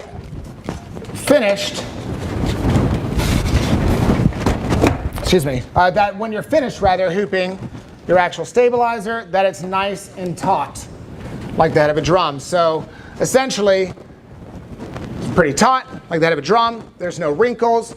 There's no ripples in it. It's not sagging. This tells me that it's actually nice and taut and ready to be stitched on, because if you have wrinkles, if it's sagging, if it's not tight enough, if it has room to pull in, it will while you're stitching, and that can throw off registration. Sometimes if it's so loose, it'll completely fall out of the hoop, which I've done and I've seen happen plenty of times as well. Okay, so we're going to go ahead and get rid of the design we just stitched, the ears, and we're moving on to our final file, which again, we're doing the elephant here in class, so I can let me show you guys over here, refer to my number steps, and I can see I've got the final file here, which is going to combine the ears, the back of the bag, but first we're going to stitch the front of the bag and do the face. That file is ADSB1-2. So again, that's the file name. And to recap some of the questions earlier, in case you're just joining, or as a reminder, you're always going to check the hoop size that you're doing. We used A for the ears. We used A for the back of the bag. So I'm going to use A for the front of the bag as well. Always keep those letter references in terms of hoop size when you're doing multiple hoopings for a project. Always keep that letter reference the same. So you also know what size hoop to prep for this as well, because it says for the A size, an 8 by 7.7 inch hoop range is what you'll need. So we're going to go in and get this loaded. Once again, this actual design for the hoop that we're using, I'm going to need to rotate it. It's just barely outside of that range. So once I rotate it, I'm good to go. You may not need to rotate at home. Perfectly fine. Okay, so we're going back to the picture steps here and the number steps at the same time. So we've moved on from the section for the ears. We're in part 3, finishing your bag. In A, it's telling us to do what I've already instructed, which is hooping the next piece of no-show mesh stabilizer. And we're taking the file 2 because we already did file 1. So what that's telling you is that you had, for the ears, ADSB1-1. Now you have ADSB1-2. So we were pulling that up. We're seeing that B is telling us to go ahead and run the first step, which is the placement stitch for the base fabric. So we have the picture reference. Again, I've rotated mine 90 degrees, so it's not going to look the same as it is in the picture in terms of its orientation. Just to get it to fit in my hoop, I'm going to look at my number steps. It says placement stitch, then place base fabric right side down along the top edge. So once again, if you had jumped in later to save time, I'm not going to go over step by step on how to do the exact drawstring part of the bag. What I'm going to do is repeat the steps that are the exact same for when we created the back of the bag, because we kind of walked through that step by step in the beginning, and then I'll pause and we'll continue with what's new. All right, so I've got my gray thread loaded, Mickey fabric. Okay. Lauren, do we have any other questions or comments? Okay, perfect. I am completely covered in minky dust here. So when, like I was mentioning with the actual minky fabric before, one, you don't have to use minky. You don't have to use anything with a pile or loft on it if you don't want to, if you're not a fan of that.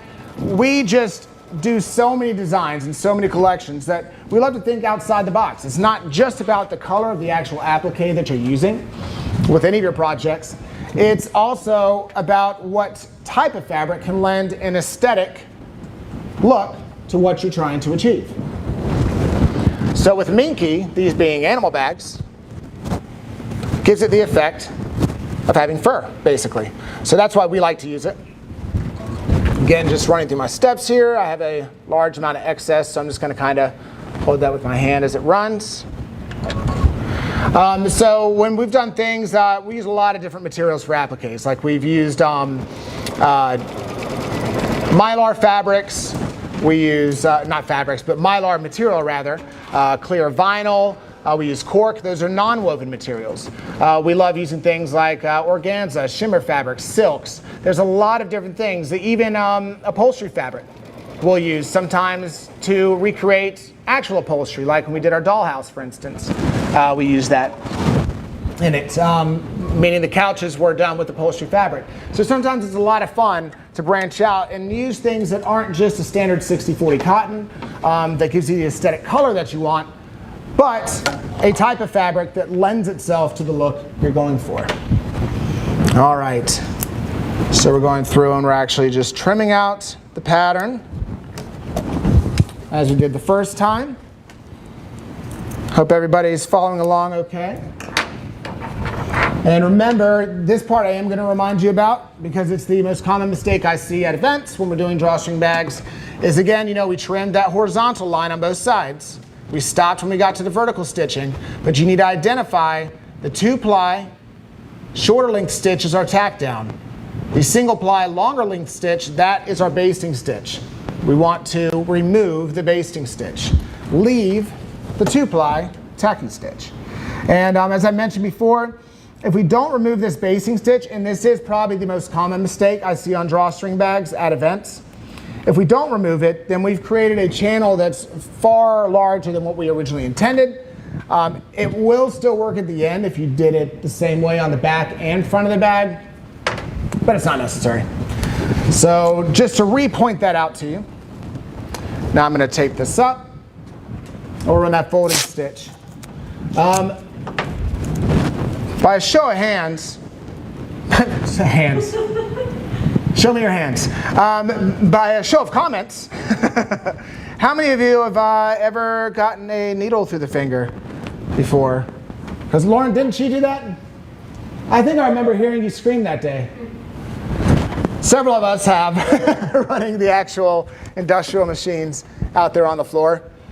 What I tell people at events, because sometimes I see things that make me nervous as I'm watching people stitch, is that the only way you'll have a needle go through your finger is if you put your finger under the needle, because it only goes up and down. The hoop is the only thing that actually moves around. So that's That's what happened to me is, we on the creative floor when I first started, I was running multiple machines, doing tests for our newly digitized product, as well as creating production samples for events, and running 4, 5, 6 machines at a time.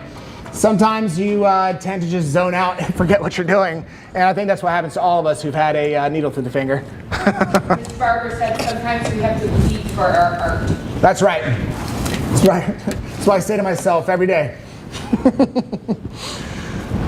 I know a lot of people have horror stories when I've come to these events. So speaking of the flash sale that we were talking about earlier, the farmstead quilt, how many of you have actually done the farmstead quilt? How many of you are fans of that farmstead quilt out there? Because I know everywhere I go, we have a lot of people who have done that. And as soon as I showed it for the first time as a sneak peek back before June of 19, immediately people were like, when is that coming out? I need it immediately. But yeah, let us know if you've already done the farmstead quilt or have got it, but have not gotten around to doing it. All right, just trim a little bit of this excess at the bottom here. So once again, it's just letting you know that anything a ½ inch below that folding line, just remove. All right, so to kind of catch you up to where I'm at, let's see here. I just finished in the picture steps, in the number steps, again, this is for the front of the bag, I just finished 3, and I'm on to step 4 of the number steps. I am in J on the actual picture steps. So J's telling me, once I get it all trimmed up, flip it back down, just like we did on the first bag. Get this rehooped in here. And I'm going to keep it nice and taut, give it that finger crease. And now K is telling us run the tacking stitch for the bag. The tip here is that this step will also include that specialty stitch along the top channel of the bag. You remember on the back of the bag, which, again, making a mess over here. We'll just slide that on the ground. Nobody has to know. On the back of the bag, we didn't have that actual tack down stitch. We just had the actual placement stitch to use as a cutting guide later on, which I didn't do, but it's fine. It'll all work out. So with K, we looked at the picture step. Again, I'm referring to the number step. I see I'm on 4. 4 is telling me to do the decorative tacking stitch. So we're going to give that a run, and I'm using the gray thread on top to coordinate with the fabric that I'm using. We have Ms. Gabriel joining us from Switzerland. Miss Gabriel from Switzerland. Wow. Welcome. What time is it there? Like 6 a.m., 8 a.m., 7?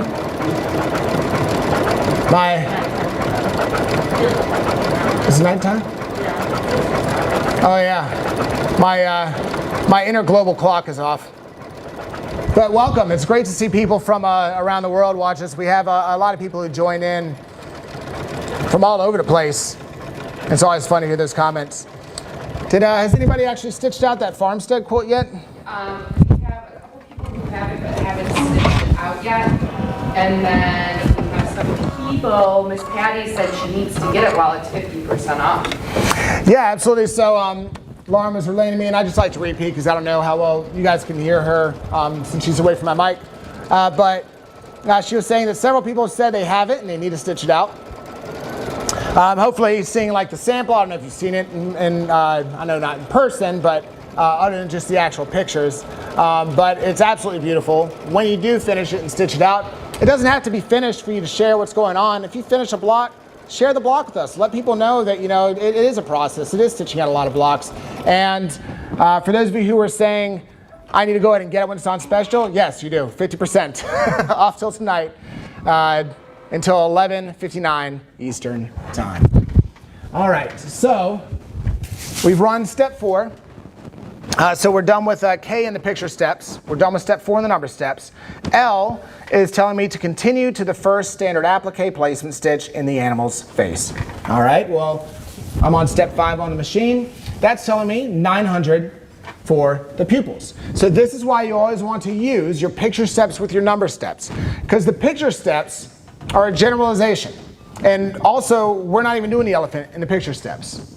So if I just assumed I was supposed to put down applique fabric, I wouldn't know that in the elephant design, the number steps, there is no applique fabric on the face. So we're just jumping straight in to the actual embroidered elements. So if you're doing a different animal other than the elephant, but you're following along with me for technique, please make sure that you're not only referencing the picture steps, but the number steps as well. Since I'm doing that embroidery on the face, I'm going to go ahead and use this water-soluble topping as well. A lot of you saw that big difference in the two ears between using it and not using it. Excuse me for just blatantly tearing it. Okay. So again, 5. For me, the elephant that I'm doing, if you're following along doing the elephant as well, it's giving me that 900, which is the Floriani code for basically black for the eyes. So I'm going to go ahead and switch out my thread as well. And we're just doing the pupils. Now, what's handy about our tutorials is that you don't have to guess what the actual design is going to look like that you're stitching. A lot of other companies don't actually give you pictures of the stitch outs. Every single thing we create is stitched out, tested, and then we create samples with them as well. So way more than once for every single design. Now, when we're actually doing that, we're taking the final approved stitch out, meaning if we had to do any editing with colors or digitizing, we do that again. The final approved stitch out gets scanned in, or gets a picture taken of it, and gets put into our tutorials. So when you go and actually reference the number steps, you reference the picture tutorials, you're not looking at a digital mock-up of anything. You're essentially looking at the actual finished product from what we created, which is extremely handy, because if I just went in the back of this book and I saw a bunch of file names with no picture, well, what am I going to do? I'm going to have to either put them all on my USB and put them in the machine and then scroll through them until I see what I have, or I need digitizing software on my computer to view the actual preview image. To save you that time, all of our tutorials are done the same way. There's pictures of everything. Again, what's handy about having the actual club membership is every single month, all of those tutorials are on one spot, whether it's the PDF version with the digital club, or all in one printout if you're doing the actual physical version of the club. And again, if you want more information on the actual clubs, I know I touched on it in some basic detail. It's all right there on the website for you, but it's, again, as good as it sounds. There is no tricks or gimmicks. We make it affordable to you to build your embroidery software library. All right, so as it's doing the next pupil, I can go ahead and look forward and kind of see what we're doing next. Next is 730. Again, that's the color. Eye shimmers. I just know from having stitched out that 730 is an off-white. If you're not using Floriani, that's fine. There's plenty of color conversion charts out there that will help you do that. But how else can I know? Well, if I'm looking at the actual picture of the image on here, if it's printed, it might be a little small. If you have the digital version, you can zoom in, but our physical club members who get the actual physical books, you also have a PDF version, you can zoom in as well on there. If you really need to see, and you're not sure what the color is referring to, I can see 730 eye shimmers. Well, I can zoom in and see that that's basically a off-white or white. So if you're not really interested in doing thread conversions, you just want to use whatever and kind of match it to our pictures, that's how we kind of do it. All right, so we've got this pupils down. Switch out the next thread color. And once I get this one going, let's give out another prize. So the next keyword I would like you to type for a $20 digital gift card is drawstring. Type that in the comments. I told you I'm getting very creative today. Drawstring in the comments. We'll pick a winner here in just a few.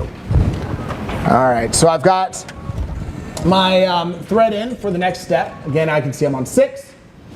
I'm on 6 on here. Now, you notice in the picture steps, we're kind of skipping a bunch of things. So we don't need to do L, M, N, O, or P with the elephant. because we don't have any applique on the face. And we're skipping Q. So essentially it's saying with R is now where we're picking back up on the actual picture steps. If this is confusing, just look at it like different animals. Some have applique, some don't. If you have applique on the face, it's showing you how to do that, and that process is the same for any of the animals.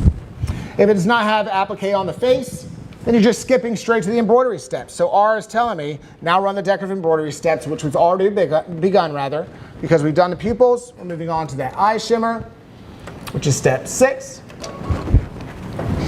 Until we reach the marking stitch for the ears. So right now, all I'm concerned with doing is running through my embroidery steps.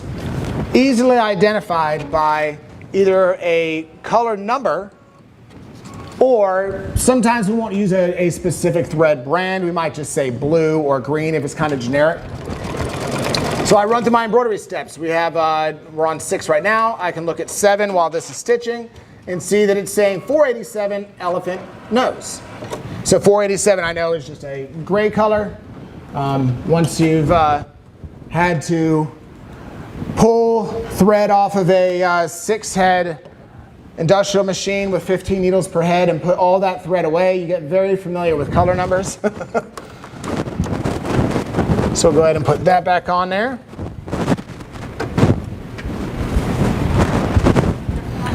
And as we're running step 7, I look on the actual screen, step 7 is that elephant nose.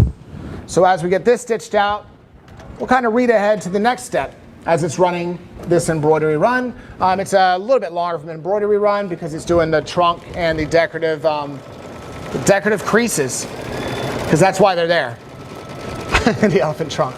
So step 8 here in the number steps, ear marking stitch.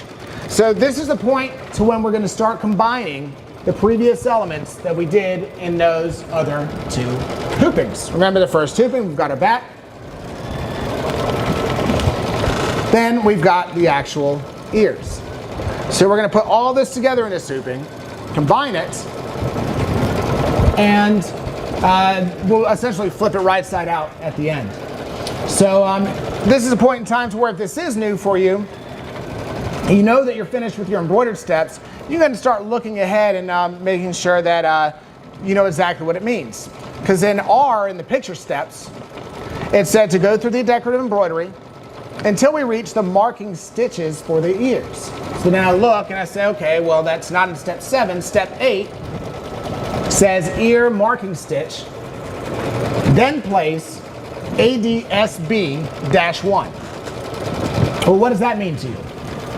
Well, as you know, what that is that's referring to a file name. We try to keep that simple because if we just said place the ears, I know it's a little obvious because the ears go to different animals, but you want to make sure that you're loading the correct files. So we know I can look up in my actual number steps and see that the ears are file ADSB1-1. Down here it tells me ear marking stitch, then place ADSB1-1. And then it's also telling me to place the back, etc. Well, if this is my first time doing this, I'm going to need a visual reference. What does that mean? That's why we're always using the picture steps and number steps in tandem with each other. So then we can move down to S, and this shows us how they want us to place the ears, which different shapes, different colors, different animals, same process for each one. That's why there's only picture steps of one animal. If we did picture steps for every single different design, the books would be way too big. So we try to simplify that just a bit. All right. Go ahead.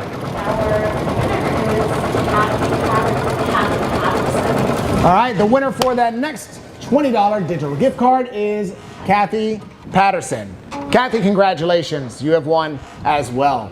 How many of you like logging into a live stitch out and winning free stuff?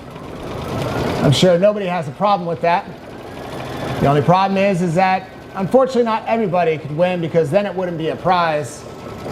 And I'm not Oprah. I'm not here to tell you to look under your seat, because there is no car. I'm sorry. But there could be an all access for the low price. $4.99 digital, up to $1,400 for the year subscription with the gift card. All right, so once again, we're using the water-soluble topping. We're finishing up that embroidery. Just to reiterate to some of you who joined later on, this is a water-soluble topping that is helping my embroidery sit up out of the minky fabric, because otherwise that thread has a tendency to sink down into it. Some of the fibers that a minky poke through as well, which you can see on my original one for the ear. This one I did use that topping on. You can see it's like a nice, Elise, I'm sorry, we just switch. So, yeah, camera angles, if you can.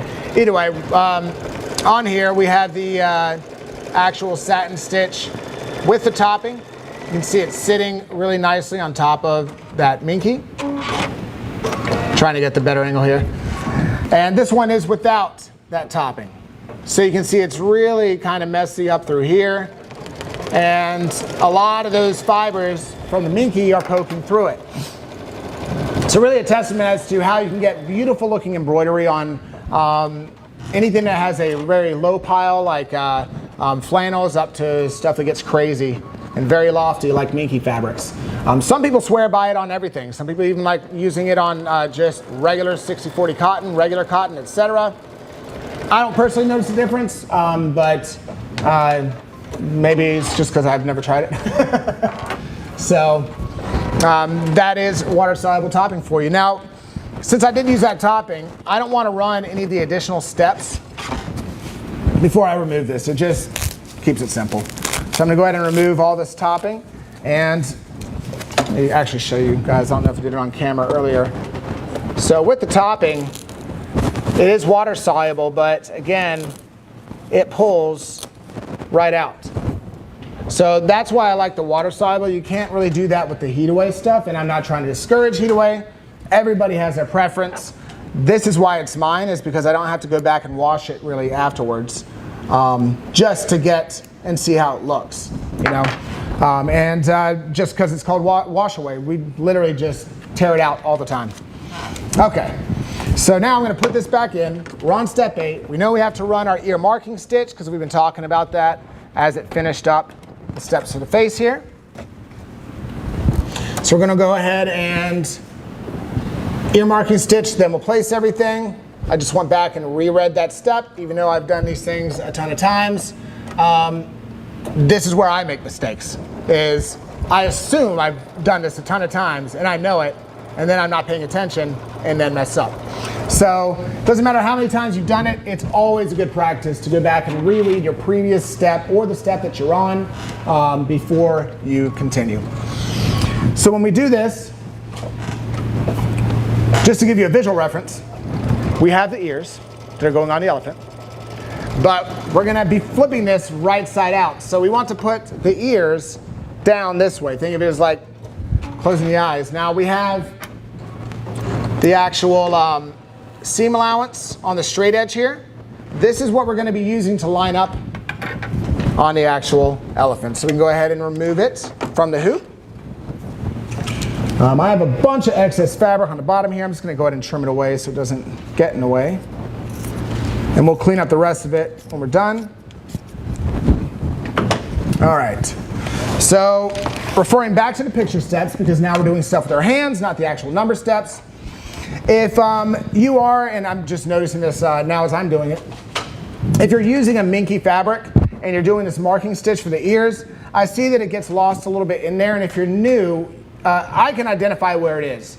But if you're new to this, I know that it might be a struggle to see exactly where those marking stitches are. So you can either use a contrasting thread that's going to stand out from that base fabric, or you can use that water-soluble topping to help those marking stitches sit up. So when I removed it a moment ago isn't necessarily when you have to if you're using this minky fabric. So referring to S, we're going to take the animal ears from earlier. It's referring to the file for this fox here. We used our number steps to reference the file that meant these ears, and place them right sides facing down, so facing down, over the design, aligning the tacking stitches of the straight edge, just past the marking stitch lines. What does that mean? That means that I have my marking stitch that extends into the seam allowance. I don't want the tacking stitch to be inside because then it's going to show when I flip it right side out. I want the tacking stitch in the seam allowance, just barely. That way our ditch, when we flip it right side out, looks nice and clean. All right, those lined up, give a little tape here. As I'm taping this up, we know we're not going to put this right back into the hoop the way that it is. How do I know that? Because I'm going back and I'm rereading 8. Now we did the ear marking stitch in terms of the machine step. We're done with 8 basically, but we're not done with what we need to do to prep for the final step. Then place ADSB 1-1, the ear, and ADS back. So we're placing the back on here at the same time. We're combining it all together. And tape in place. All right. So again, make sure that that straight edge tacking stitch barely extends into the actual seam allowance. Told you it was a mess over here. Did I just drop my back fabric? There it is. I've got Minky for days. I'm getting lost in Minky over here. All right. So now, again, referring to these picture steps here, we're on T in the picture step. Reline that back up. Lay the back piece from your first hooping, ADSB back. Remember, there's only one back. No matter what animal you're doing, you're using the same back file. Right side facing down over the hoop's design, aligning the designs by their drawstring channel stitch lines. What does that mean? Well, we have the channel stitch line right below the actual channel itself. So we're basically just going to take those two. We're going to match up right side face down, which is pretty easy to see because if you cut along those pattern lines in the beginning to make the channel properly and trimmed it up properly, it'll literally just eyeball line up and you're good. So, done that, you can see in U it's telling you to tape the back piece in place on all 4 sides so it won't shift. This one, you can always just tape on the sides. If you're really comfortable with your machine, you can hold it by hand, totally up to you. You just want it secure so it doesn't shift while it's stitching. Once it gets a good enough bit of it down, it's not going to go anywhere. So you're just trying to keep the initial stitching from having any issues. I'm going to go ahead and tell you right now, and this is from just personal experience, look how high that's sitting off of the hoop. This can sometimes create an issue when your presser foot level is set to stitch on basically something that's not this high off the hoop. What I've seen happen at events is that the presser foot will come down and it'll start pushing the actual fabric. There's a couple different ways you can get around that. If you're comfortable with your machine settings, you can raise your presser foot just a bit. You don't want it up too much because it's going to start shaking and actually cause thread breaks. Or you can hold it by hand, but this is a very crucial spot that you want to look out for. What I'm going to do is just raise my embroidery foot height up just a bit. It was on my machine, it was on the default of basically 60. I just raised it to 100 or 100th of an inch. All right. And we're on step 9 of 9, so we're going to go back to the number steps before we run it. Matching thread, zigzag, finish, stitch. And we'll see how this goes. I'm going to hold it with my hand just a little bit while it goes around in this first run. I can see the height that I raised it is good. Again, you don't have to raise it. It might be fine at times. Once it gets around once, you really don't have to worry about it. It's not really going to be pushing much at all on the fabric that it's stitching on. But that's like the biggest tip I can give you when you're finishing this bag, you're combining all the parts, is to keep in mind that if you're using a thick fabric like we're using with this Minky, it's really pushing up off the base of that hoop. And when the presser foot goes to tack it all together, at events all the time, the biggest thing I see happen is that it starts pushing the entire design and bunching it up. So there's a part where you want to either be guarding the start-stop button, you want to have it taped well, maybe raise your pressure foot, hold it taut by hand, a bunch of different options there for you. Okay, so 7 out of 9, we're running the final step. We can jump ahead a bit. On U and the picture steps, we finished that. V was running the remaining step in the design. So we just did that, which was step 9. W is when the design's done, we're going to remove it from the hoop. And then we're just going to leave basically a 1/4 inch seam allowance all along the bottom of the U there. We're going to trim away any additional stabilizer like it says in X.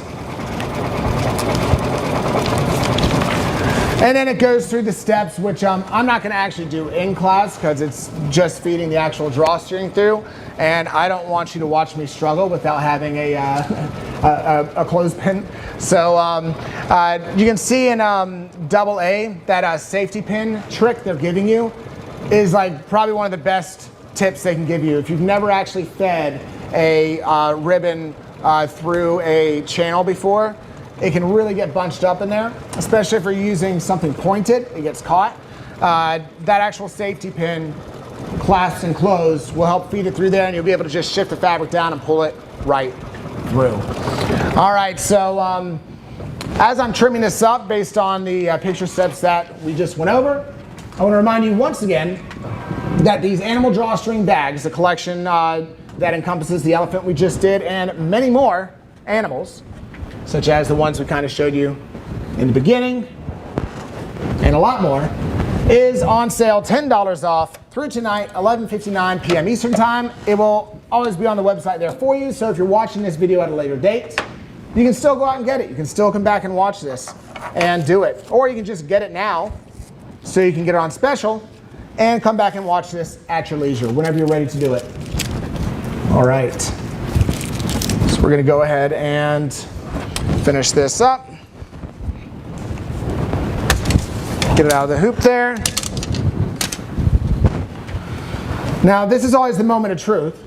When I finish the design, I've told you what should happen. Let's see if it happened. And also to remind you, not only that $10 off for the animal drawstring bag, but we also had the flash sale for that farmstead quilt. Creating that homespun classic look with the not only the artwork, but the ways that we finish the applique, etc. My shears weren't as sheery as I wanted them to be, so it wasn't really cutting through. But yeah, that farmstead quilt design collection, typically $69.95, is half off on the website again through tonight, 11:59 p.m. Eastern Time at $34.97. And that is your special price for the flash sale today. In the comments, how many of you are finishing up your actual bag right now? I know some of you did it ahead of time, which is fantastic. Well, was anybody keeping right up with me? I know I can't really slow down too much because we do need to kind of keep the videos timed a bit, but like we said before, this is going to be on the Facebook page. So as soon as we're done with this live stream, you can go back, you can watch, pause, do, watch, pause, do. Let's face it, right now you're here to hear about the specials and the prizes because a lot of you knew you could go back and rewatch this once you actually get the collection. Lauren, was there anything else that anybody wanted me to address? No, I think that's it, right? Okay. You can always just have them let us share how much they love their live stitch outs with us. Yeah, absolutely. When you do these live stitch outs, please share them with us. Let us know how much you love them. Let us know in the comments. I know some of you did already. The comments will still be there for others to read, even once this is saved to the Facebook page. And sorry, it's taking me a bit. Typically, trimming this last part up wouldn't be too bad, but I chose poorly when I picked up a pair of shears over here, and I picked the dullest ones that we have. Probably my fault. Probably used them to open a box or something. Not that I ever do that, Lauren. All right. So then, I was telling you to remove that stabilizer from the back. I'm not going to go through and completely clean this up. I just want to flip it for you guys and kind of show you. But you can go back later on and really clean up all the stabilizer on the inside. All this excess, I cut the excess from here. You can clean up around this top part. Even that tack down stitch. Let me show you on here. Please, would you mind flipping that camera? I'm sorry. Appreciate it. Even the tack down stitch along the back channels here on the top, you can take out that stitch and remove the actual no-show mesh from here and here as well, because those stitches are no longer needed. All right, so now all we're doing, referring to the picture steps on how to flip this right side out properly, remove the tape from our ears, and dun dun dun dun, I made an elephant. Looks good. It is, it's very cute.